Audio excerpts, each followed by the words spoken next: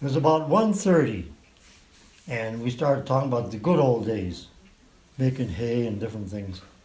Oh, Johnny says, he was in his 80s, like I am now, Yeah. crippled.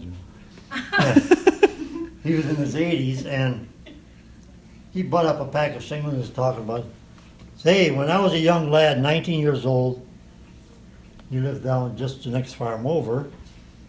We got up one morning, and my dad says to me, his dad was Mike, Mike, Johnny, you go get the horses. Today, it was at breakfast time, they'd milked their 4 or 5 cows, is all they had.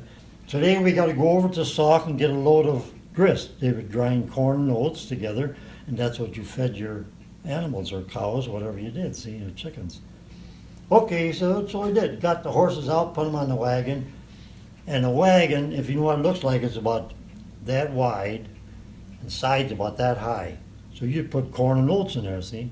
Then in the front of the wagon, you had sort of like a chair, sort of like, they call them like an old seat. That's what, you'd sit there and you'd drive your horses. So he's gonna drive over to Sauk. So we just barely got it loaded, and he started going down the road. And the next farmer to the left, beyond this farm, and you know how it is, everybody knows the neighbors, you know, when you go past, and you wave to them, see? Apparently that neighbor, he wouldn't like to see her. Come on in. So we drove in, which is right near the road there, and drove in there. And he said, John, we have a problem here with a dead horse here, and we're trying to load it on this truck. And they had plank, they'd put plank, like a ramp. You ever see what a teeter-totter looks like? Yeah, yeah. Okay, you put that up on the truck, and they had a rope around the horse's neck, and every time they'd pull it head over the top of the cab of the truck, to pull that horse up, it'd either slide off one side or the other, or the plank would go this way, and the horse, they just couldn't get that horse on the truck. So if you got any idea how we get this horse on the truck, there shouldn't be no problem, Johnny says, or Mike, John, you go get the horses off that wagon. Then they pulled this dead horse over to the barn where this here overhang was, right? Uh-huh. He says, no, you put the horses on the rope, horse rope, and you lead the horses ahead, so when the horse gets so high, we'll stop, we'll back the truck under, and we'll let the horse down in the truck. So what he did.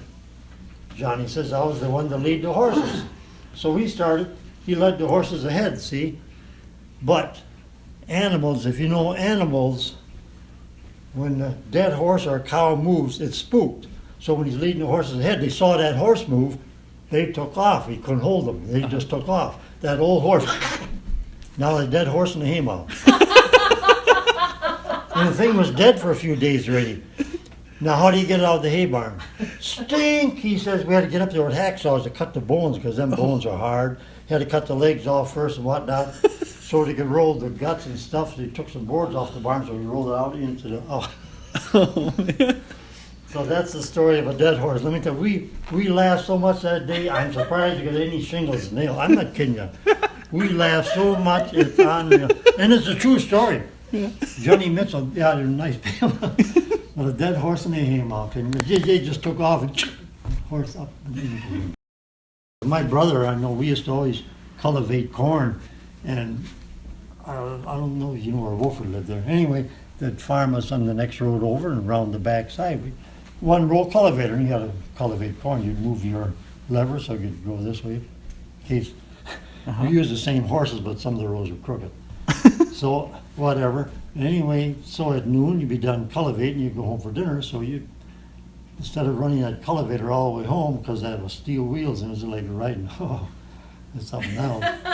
So my brother Alfred, I'm not going to walk behind the horses all the way home. So the 2 horses are together. So he got on one, he said, go, get out, go for home. But then when he went home, he didn't say hold quick enough.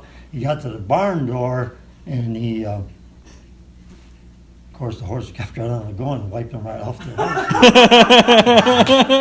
horse. Oh yeah, a lot of things like that is unreal.